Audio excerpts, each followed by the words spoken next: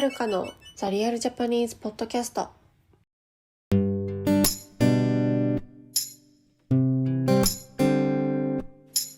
い、皆さんこんにちは。お元気でしょうか？はい。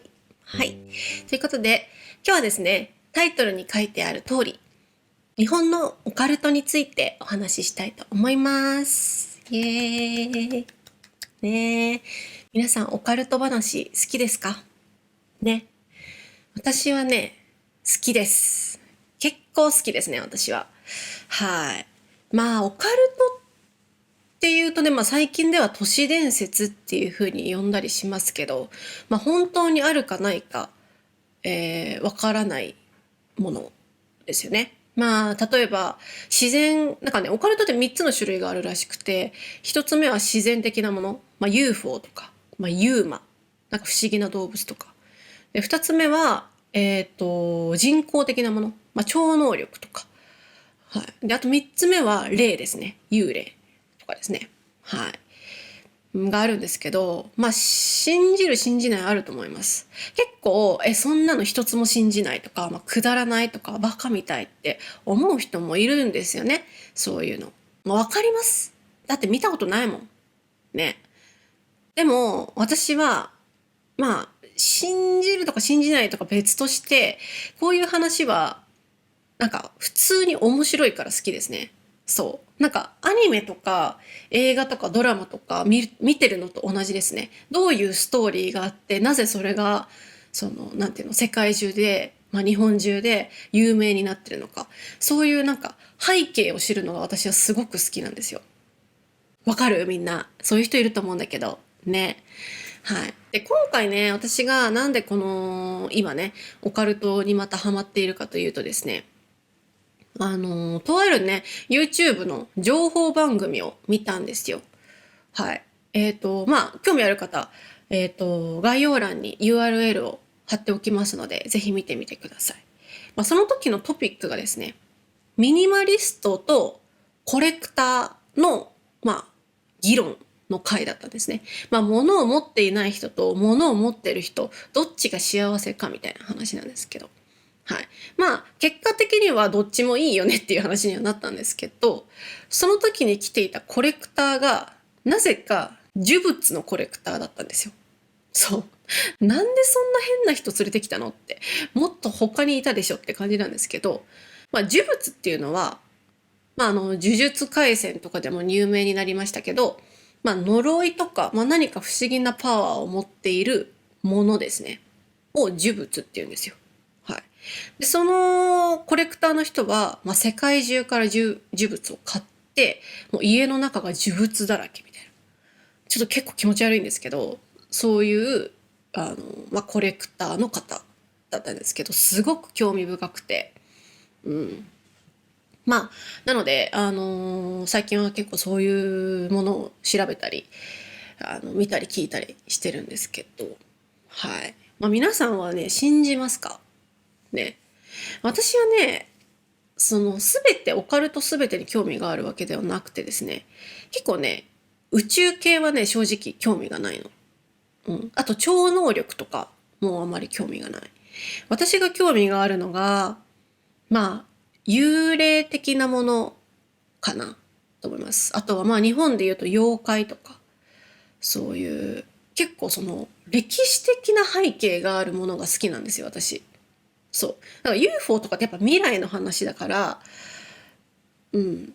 そういうのよりも、なんかもっと歴史的な話があって、昔からこういうのがあって、こういうなんかモンスターみたいな、なんかこういう妖怪がいるんですとか、そういう幽霊の話がありますっていうのを知るのが結構好きなんですよね。うん。それでね、いろいろ見ていく中で、日本で特に、まなんていうの、よくトピックに出るというか、よくそういう都市伝説的な話で出てくるのは、やっぱり神社なんですよね。神社。皆さんね、日本に来たことがある方は神社に行ったことありますよね。ほとんどの人が行ったと思います。お寺じゃなくて神社ですね。神社。はい。日本にはね、8万個ぐらい、神社があるようなんですよ。はい。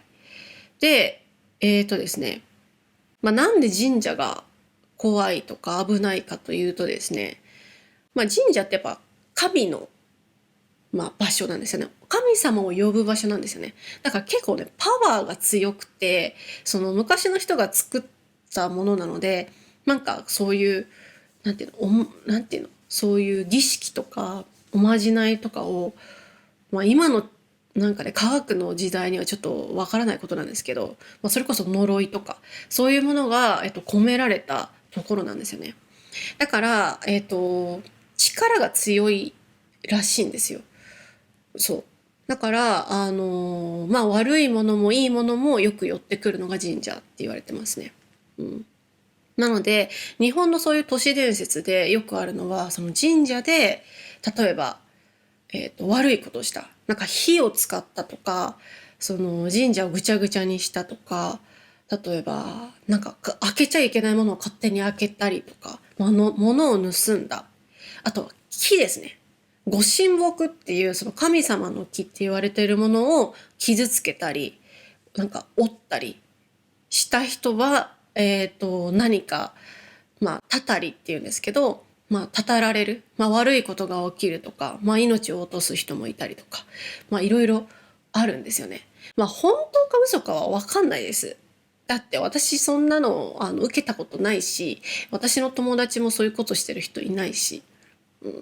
でも、こんなにね、いろんな話があるってことは、どれかは本当のものがあるんじゃないかなっていうふうに私は考えてます。その方がちょっとワクワクするよねっていう。楽しいじゃんみたいな。そう。ね。で、神社の中でも、皆さんがよく行くような、京都とか東京にあるような神社は、人が多いところですね。そんなになんかパワーがあるところじゃないらしいんですよ。人がいっぱいいるので。うん。よく危険って言われるのは、えっ、と、山。山の中の神社。で、人が少ない。山にあって人が少ないところは結構、まだまだ力が強いっていうふうに言われていますね。はい。で、あともう一つは、手入れがされていない神社は危険って言われています。はい。結構その神社っていうのはしっかりなんかその町の人とか村の人とかが管理してるんですけど、そういう町とか村がなくなったりとか、管理していた家族がいなくなったりして、もう放置された神社っていうのはめちゃくちゃいっぱいあるんですよ。はい。そういうところはマジで危険って言われてますね。うん。はい。だからね、もし皆さんが日本に来た時にね、迂闊に、その神社に入って、こんにちはみたいな、はーいみたいな、もしもしみたいなことをやらない方がいいんではないかと思います。はい。まだね、日本のどこかには、いろんなところあるんですけど、入ってはいけない禁足地っていうところもあるんですよ。うん。検索すれば出てくると思うんですけど、もう人間がそもそも入ってはいけない場所があって、その中にあるのは大体神社です。大体神社がある。そう。なんで入ってはいけないのかっていうのは、わからないんですけどね。うん。何が起こるかはわからない。ね。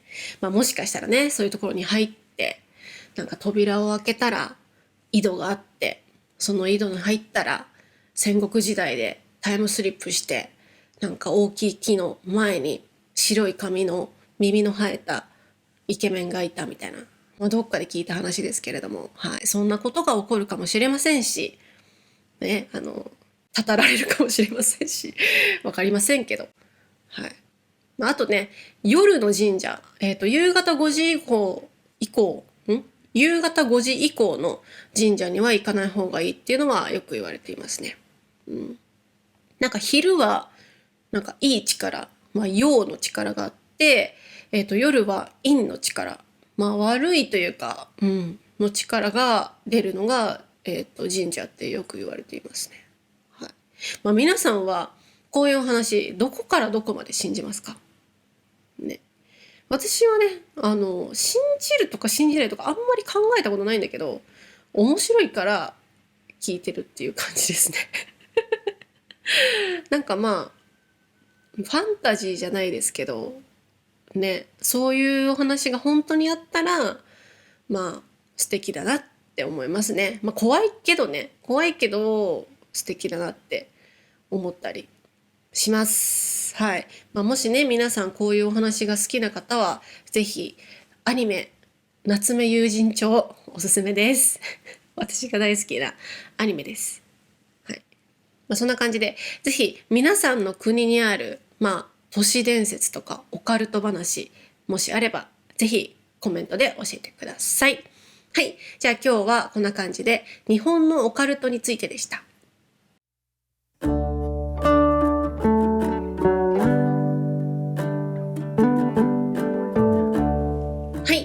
今日話した話またトランスクリプトを作りますので、私のウェブサイトをチェックしてみてください。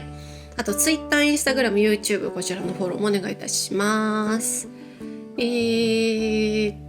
と Patreon こちらのメンバーも募集しております。Patreon はですね、ボーナスコンテンツのおやすみポッドキャストというポッドキャストが聞けたり、あと私のブログが読めたり、あとこのポッドキャストで出てきた、難しい言葉、新しい言葉の意味を、説明したりしていますので、ぜひチェックしてみてください。で、ディスコードコミュニティに入ることもできます。日本語を勉強している方でちょっと友達がいないとか、なんかもっといろんな話をしたいっていう方いらっしゃいましたら、ぜひディスコードコミュニティ参加お待ちしております。基本的になんか食べ物とか日本のドラマとかアニメ、ゲームとか、最近知った変な日本語とか、そんなお話をしていますので、興味ある方ぜひご参加お待ちしております。はい。あとシャドーイングコース、こちらのメンバーも募集しております。会話の練習がなかなかできないけど会話を上手になりたいとか、なんか自然な日本語を話せるようになりたいとか、私、先生からのフィードバックが欲しいみたいな方はぜひシャドーイングコースおすすめです。はい。あと私の会話レッスンのメンバーしたい人も募集しておりますので、私のウェブサイトから予約お待ちしております。ちょっとね、ご案内が長すぎて、失礼いたしました。なんかあるかな、他に。特にないですね。特にないですね。最近何してるかな。特にないですね。はい。皆さんなんか面白い話あればぜひ教えてください。はい。それではまた次回。さようなら。